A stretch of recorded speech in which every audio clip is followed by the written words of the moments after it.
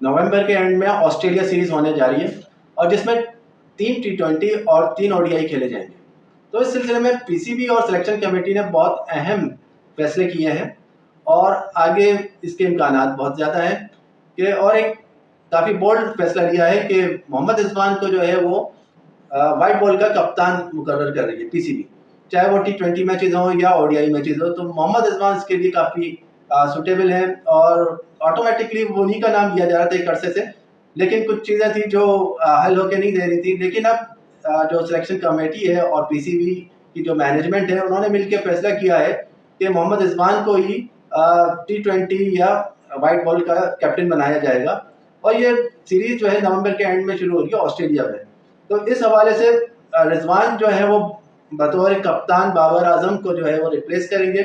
मोहम्मद रिजवान जो है वो एक वर्सटाइल प्लेयर के तौर पर है और पाकिस्तानी टीम में उनका जो किरदार है वो डिफरेंट फॉर्मेट में हर फॉर्मेट में मतलब फिट बैठता है, चाहे वो T20 हो, ODI क्रिकेट हो या टेस्ट मैच हो। ODI अगर T20 की बात करते हैं तो उनसे अगर इनिंग की शुरुआत करानी हो तो एज एन ओपनर भी टीम के लिए जो है काफ़ी अच्छी उनकी परफॉर्मेंसेज है। इसके अलावा टेस्ट मैच की बात आती है तो टेस्ट मैच में वो as a middle order batter के तौर पर और टीम को टेस्ट मैच बचाने के लिए उन्होंने उनके काफ़ी किरदार रहा है। इनकी ये जो फाइटिंग स्पिरिट है ये बतौर कप्तान नए आने प्लेयर्स जो नए आने वाले खिलाड़ी हैं उनके लिए काफ़ी रोल मॉडल का जो है किरदार अदा करते हैं और उनके लिए ये काफ़ी यानी लर्निंग लेसन्स के तौर पर जो है ये चीज़ होगी। तो इस वजह से इनको कैप्टन बनाया जा रहा है।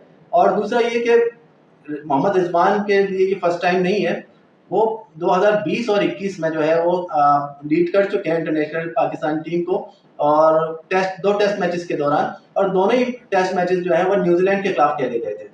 इसके अलावा पाकिस्तान के तीनों सीनियर प्लेयर जिनको इंग्लैंड टेस्ट मैच में रेस्ट दे दिया गया था अब वो कमबैक करने के लिए तैयार है और वो जो ऑस्ट्रेलिया की सीरीज है उसमें जाने के लिए भरपूर तैयारी है उनकी। फिटनेस टेस्ट के अभी दे चुके हैं तो उसके लिए नसीम शाह, शाहीन शाह आफरीदी और बाबर आजम जो है ये अवेलेबल है और जो ODI और T20 सीरीज खेली जाएगी उसमें भी इनकी शिरकत का इम्कान मौजूद है। नए खिलाड़ियों में मेहरान मुमताज़ और इसके अलावा सुफियान मुकीम और मेहरान मुमताज़ को भी जो है कॉल कर लिया गया है और दोनों लेफ्ट आर्म स्पिनर्स हैं। जो सुफियान मुकीम है वो लेफ्ट आर्म ऑर्थोडॉक्स बॉलर है और इसके अलावा जो ये मेहरान मुमताज़ है ये लेफ्ट आर्म रिस्ट स्पिनर है। तो दोनों का जो है मेहरान मुमताज़ की जहाँ तक बात है वो उन्होंने अभी इंटरनेशनल डेब्यू नहीं किया है और उनकी फर्स्ट क्लास मैचेस में काफ़ी अच्छी परफॉर्मेंस है और वो तकरीबन 54 विकेट ले चुके हैं। इसी तरह जो अगर हम सुफियान मुकीम की बात करेंगे तो वो 3 T20 खेल चुके हैं जिसमें उन्होंने 4 विकेटें हासिल करी हैं। इसके अलावा पीसीबी ने कुछ हाई प्रोफाइल प्लेयर्स को रेस्ट देने का भी फैसला किया है और इस फैसले में जो शामिल हैं जिनको रेस्ट दिया जाएगा उसमें सबसे पहले इफ्तिखार अहमद की बात कर लेते हैं। इफ्तिखार अहमद जो कि एक पाकिस्तान के लिए चाहे वो T20 हो या ODI हो एक बहुत अहम रुकन के तौर पर उनको खिलाया जाता था कि ये बहुत ज़रूरी है, फिनिशर के तौर पर वो खेलते थे। तो लेकिन उनके साथ भी जो है वो शोकास नोटिस का जो है मामला है और उनको वो उसका जवाब देना है या दे चुके हैं जो भी है। वो उनके जो उन्होंने ट्वीट किया था या एक इंटरव्यू में उन्होंने कहा था कि मैं तो एक टैलेंडर हूँ और एक तरीके से क्रिटिसाइज किया था पीसीबी बोर्ड को या पीसीबी मैनेजमेंट को और उन्होंने कहा था कि मैं जो हूँ मैं टैलेंडर के तौर पर टीम में खेलता हूँ और मुझे उस नंबर पे भेजा जाता है, एंड में भेजा जाता है जब मैच तकरीबन ऑलमोस्ट निकल चुका होता है।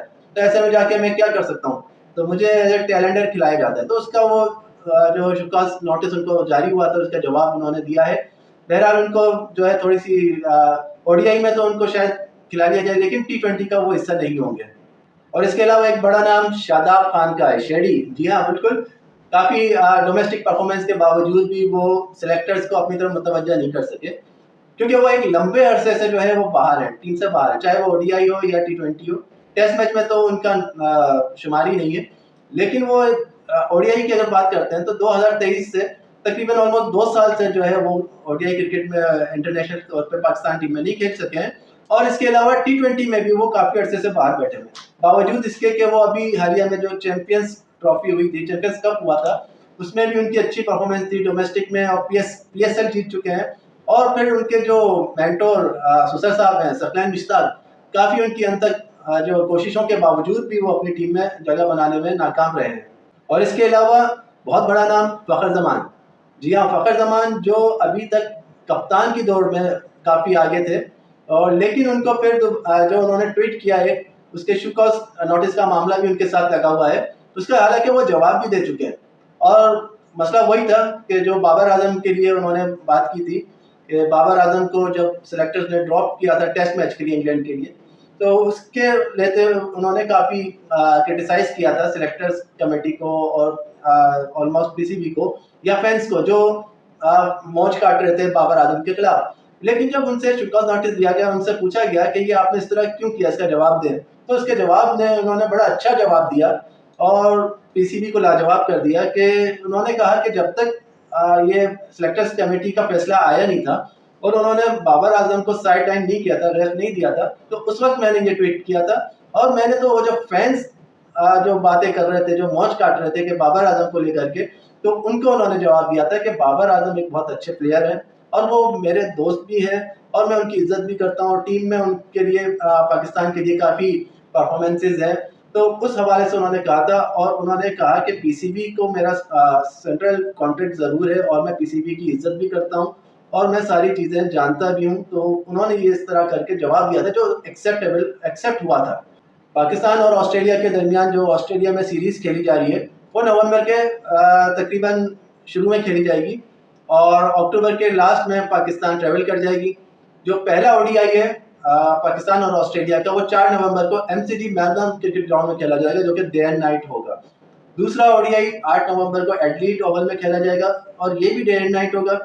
10 नवंबर को तीसरा ओडीआई खेला जाएगा पर्थ स्टेडियम में और पर्थ में ये मैच डे एंड नाइट होगा। इसके अलावा अगर हम शेड्यूल की बात करते हैं टी20 सीरीज के, तो 14 नवंबर को पहला टी20 मैच खेला जाएगा ऑस्ट्रेलिया और पाकिस्तान के दरमियान गाबा ब्रिस्बेन में, जो कि सिर्फ नाइट में खेला जाएगा। 16 नवंबर को दूसरा टी20 होगा जो कि एससीडी सिडनी क्रिकेट ग्राउंड में खेला जाएगा सिडनी में और नाइट में खेला जाएगा।